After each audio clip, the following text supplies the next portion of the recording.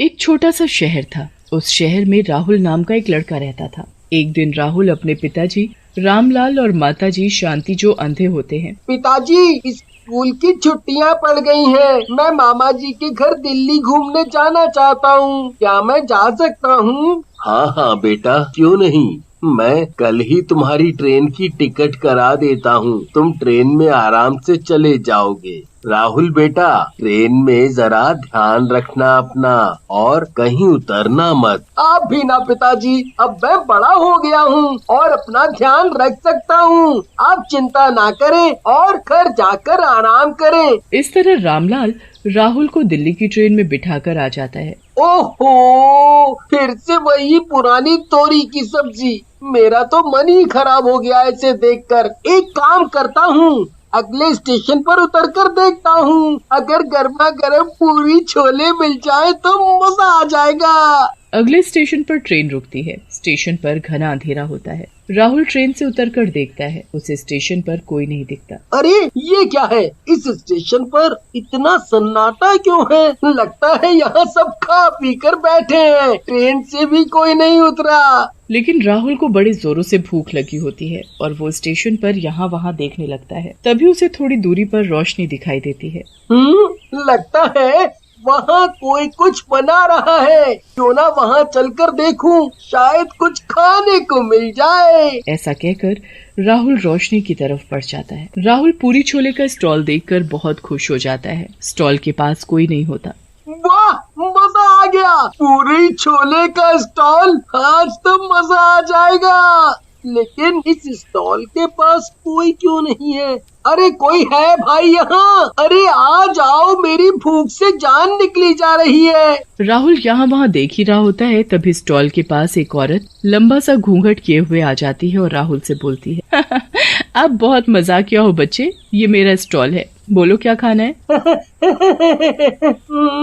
मुझे माफ कर दीजिए मैडम, मैं ज्यादा ही चिल्ला गया। मुझे बहुत जोरों की भूख लगी है, शायद इसीलिए। वैसे आपकी दुकान पर बर्गर तो है नहीं, जो है वही खिला दो। राहुल की बात सुनकर औरत हंसने लगती है और राहुल को पूरी छोले दे देती है। राहुल भी जल्दी से खाने लगता है। वाह, टेस्ट तो बहुत ही अच्छा आ रहा है।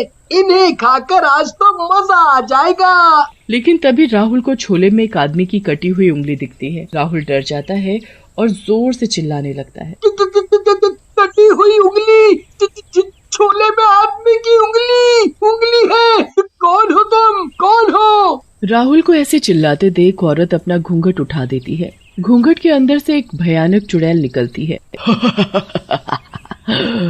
चुड़ैल के पास बच्चे, तुम्हें क्या असली के छोले पूरी मिलेंगे?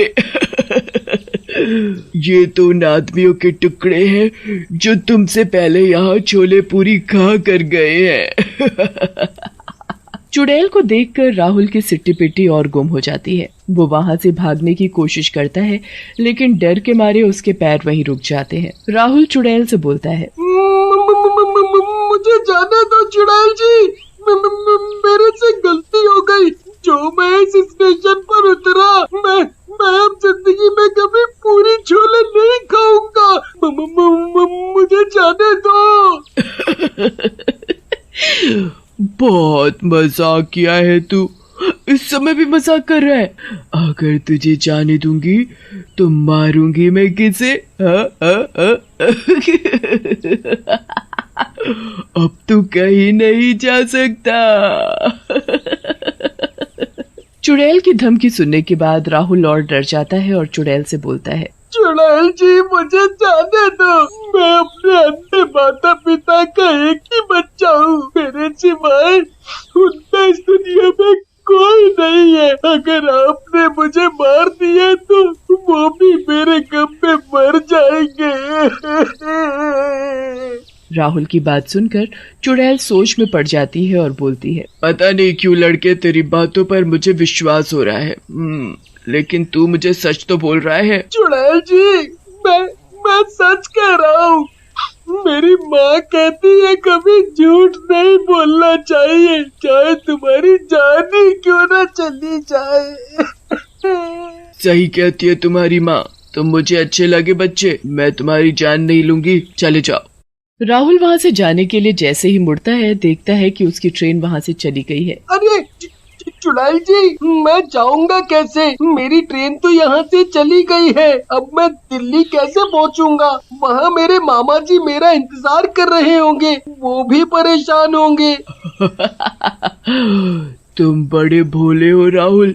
ये क्या कोई आखिरी ट्रेन है? क्या दिल्ली की अभी दूसरी ट्रेन आती ही होगी? तुम चिंता मत करो, वैसे भी मैं हूँ न यहाँ। फिर राहुल चुड़ैल के साथ बैठकर ट्रेन का इंतजार करने लगता है। तभी चुड़ैल राहुल के लिए पूरी छोले लेकर आती है। राहुल बेटे, तुम्हें भूख लगी थी ना? ये लो, ये पूरी छोले खा लो। राहुल घबरा जाता है और पीछे हट जाता है। नहीं, चुड़ैल जी, मुझे भूख नहीं लगी।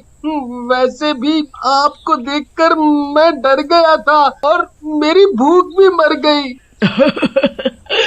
डरो मत, ये असली के छोले पूरी हैं। मुझे पता है तुम्हें जोरों की भूख लगी है, लो खाओ। चुड़ैल के बोलने पर राहुल उससे छोले पूरी की प्लेट ले लेता है और डरते डरते खाने लगता है। जैसे ही राहुल पहला टुकड़ा मुंह में डालता है, वो खुश हो जाता है। वाह चुड़ैल जी, मजा आ गया। ऐसे पूरी छोले तो मैंने अपनी पूरी जिंदगी में नहीं खाए। सच में मुझे अपनी माँ की याद आ गई। फिर राहुल भूख की वजह से सारे पूरी छोले खा जाता है और चुड़ैल से बोलता है, चुड़ैल जी, अगर आप बुरा न मानो तो मैं ये जान सकता हूँ कि आप चुड़ैल कैसे बनी और लोगों को ऐसे क्यों मार रही हैं? चुड़ैल राहुल की बात सुनकर सोच में पड़ जाती है और बोलती है, बेटा, मेरा नाम रीता है। मैं बहुत गरीब थी और इस स्टेशन पर भीख मांगकर गुजारा किया करती थी। एक दिन मुझे पूरे दिन कोई भीख नहीं मिली। मुझे बहुत जोरों की भूख लगी थी। मैं एक पूरी छोले वाले के स्टॉल पर गई और उससे खाने के लिए पूरी छोले मांगे, पर उसने मुझे जोर से धक्का दे दिया, जिसकी वजह से मैं ट्रेन के नीचे आ गई और मेरा 2 साल का बेटा राजू भी उस हादसे में मारा गया। आपके साथ तो बहुत बुरा हुआ था चुड़ैल जी, तो आपने उस दुष्ट से बदला नहीं लिया, उससे सबक नहीं सिखाया? ऐसे दुष्ट को तो मार डालना चाहिए था। बेटा, मैंने भी ऐसा करने का सोचा, लेकिन वो आदमी यहाँ से जा चुका था और बहुत ढूंढने पर भी मुझे नहीं मिला। लेकिन मेरे राजू की मौत मुझे आज तक परेशान कर रही है। मैं आज भी भटक रही हूँ। ऐसा कहकर चुड़ैल रोने लग जाती है। उधर राहुल को पता चलता है कि दिल्ली जाने वाली ट्रेनें कई दिनों के लिए कैंसिल हो गई हैं। चुड़ैल जी, दिल्ली जाने वाली तो सारी ट्रेनें कैंसिल हो गई हैं। अब मैं दिल्ली कैसे जाऊंगा? अगर मैं दिल्ली नहीं पहुंचा तो मेरे मामा जी और मेरे माता पिता बहुत परेशान होंगे। राहुल, तुम मेरे बेटे जैसे हो। तुम मेरे साथ रहो जब तक दिल्ली की ट्रेनें दोबारा नहीं चलने लगती। इसी बहाने मैं समझ लूंगी कि मेरा राजू मेरे पास वापस आ गया। चुड़ैल के बोलने पर राहुल चुड़ैल के साथ ही रुक जाता है। चुड़ैल भी राहुल को बड़े प्यार से रखती है और तरह तरह के पकवान राहुल को बनाकर खिलाती है। चुड़ैल जी, आप तो बिल्कुल मेरी माँ की तरह ख्याल रखती हो। उधर राहुल की कोई खबर न पाकर राहुल के मामा जी, जिनका नाम श्यामलाल होता है, वो भी वहाँ आ जाते हैं। चुड़ैल उस समय घर पर नहीं होती। राहुल श्यामलाल से मिलकर बहुत खुश होता है। अरे मामा जी, आप आ गए। मुझे लगा ही था कि आप मुझे लेने आओगे। फिर राहुल और श्यामलाल बातें करने लगते हैं। तभी चुड़ैल वहाँ आ जाती है। अरे चुड़ैल जी, चलो मैं आपको अपने मामा जी से मिलाऊं। देखो, वो मुझे ढूंढते हुए यहाँ भी आ गए। वो मुझे बहुत ही प्यार करते हैं। लेकिन जैसे ही चुड़ैल श्यामलाल को देखती है, गुस्से में आ जाती है और बोलती है, तू तो वही है जिसने मुझे और मेरे राजू को मारा था। बहुत सालों से मैं तुझे ढूंढ रही थी। आज मिला है। आज मैं तुझे जिंदा नहीं छोड़ूंगी। ऐसा कहकर चुड़ैल श्यामलाल को उसकी गर्दन से पकड़कर उठा लेती है। अरे बहन, मेरी बात सुनो। वो सब मैंने जानबूझकर नहीं किया था। मुझे तुमसे ऐसा व्यवहार नहीं करना चाहिए था। तेरे पछतावे का मैं क्या करूं? तेरी वजह से मेरी और मेरे बच्चे की जान गई। मैं तुझे जिंदा नहीं छोड़ूंगी। तुम्हारा राजू मरा नहीं है, वो जिंदा है। वो ट्रेन के नीचे आया ही नहीं था, बल्कि दूर जाकर गिरा था। ये राहुल ही तुम्हारा राजू है।